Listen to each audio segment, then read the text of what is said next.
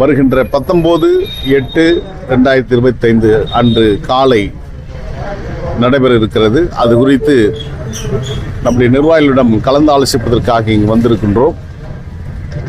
மறுமலர்ச்சி திமுகவின் சார்பில் நடைபெறுகின்ற அண்ணா பிறந்தநாள் விழா மாநாடு திருச்சியில் அறிவித்திருக்கிறார்கள். மறுமலர்ச்சி திமுகவில் இதுவரையும் நாங்கள் அதிகாரப்பூர்வமாக நான் துணை பொதுச் செயலாளராக இருக்கின்ற அனைவருமே ஒன்றிய கழக செயலாளர்கள், இலக்கிய நிர்வாகிகள், பொறியாளர் நிர்வாகிகளாக இருக்கிறார்கள். யாரும் நீக்கப்படவில்லை. நாங்களும் அந்த பொறுப்பிலிருந்து விலகவில்லை.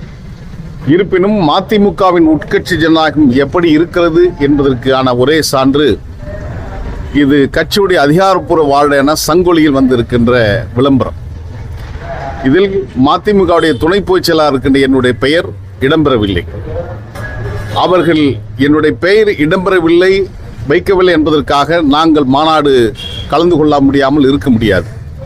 எனவேதான் பேரறிஞர் அண்ணா பிறந்தநாள் விழாவை அவருடைய தொட்டில் பிரதேசம் காஞ்சியிலே நடத்துவதற்கு நாங்கள் திட்டமிட்டிருக்கிறோம். தலைவர் வைகோ அவர்கள் இன்றைக்கு மேடைதோறும் பேசிக் கொண்டு வருகிறார். அவருடைய மகன்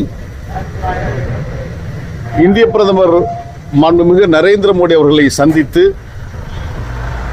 ரஷ்யாவில் சிக்கி தவிக்கின்ற மாணவர்களை மீட்க வேண்டும் என்று கோரிக்கை வைத்தார். ஆனால் சில பைத்தியக்காரர்கள்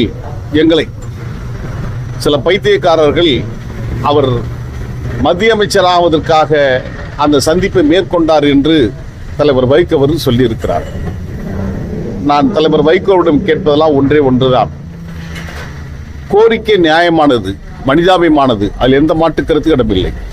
ஆனால் இந்திய கூட்டணியில் அங்க வகித்து, திராவிட முன்னேற்ற தலைமையிலான அந்த கூட்டணியில் அங்க வகித்து நீங்கள் வெற்றி பெற்று நாடாளுமன்றம் சென்றிருக்கின்ற போது தமிழ்நாடு, பாண்டிச்சேரி உட்பட இந்த இரண்டிலும் மட்டுமே 40 லோக்சபா நாடாளுமன்ற உறுப்பினர்களும் மேலவையில் ஏறக்குறைய 15க்கும் மேற்பட்ட உறுப்பினர்கள் இருக்கின்ற போது நீங்கள் பின்பற்றிய முறை என்பது மிக மிக பிழையானது, தவறானது, அட்லாண்டிக் பெரும்படை என்று சொல்லுகின்ற விதத்தில் நீங்கள் பாரதிய ஜனதா கட்சியுடன் கள்ளக்கூட்டணி வைத்தீர்கள் என்பதற்கு சான்றாகத்தான் துரையுடைய இந்த லெட்டர் பேடில் பாஜகவுடைய நாடாளுமன்ற உறுப்பினுடைய கையெழுத்தை பெற்றிருக்கிறார். எனவே அது தவறு என்று நாங்கள் சுட்டிக்காட்டுகின்றோம்.